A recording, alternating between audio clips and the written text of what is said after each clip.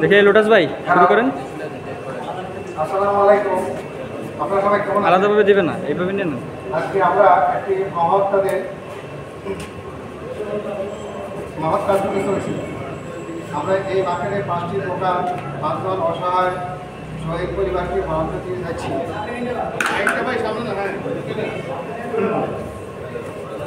সত্যি বলতে আমরা জুলাই শহীদদের কাছে দায়বদ্ধ। আমাদের বয়স হয়েছে, আমরা রাস্তায় রাস্তার হাসিনার বিরুদ্ধে যুদ্ধ করতে পারিনি, তবে তারা শহীদ জুলাই আন্দোলনের সামনে থেকে যুদ্ধ করে নিজেরা শহীদ হয়েছে, দেশকে নতুন করে স্বাধীন করেছে, তাদের কাছে আমরা ছিল ঋণী। সেই দায় থেকে আজকে আমরা এই মহৎ কাজ করতে চলেছি।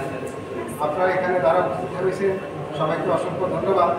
আশা করি আজ থেকে শহীদ পরিবারের সদস্যরা স্বাধীনতা মার্কেটের সদস্য, আমরা আশা করি আপনারা সকলে সুখ দুঃখে সবসময় ভালো থাকবেন এবং আমরা দলের সচেতন করবো। সবাইকে আবারও অসংখ্য ধন্যবাদ।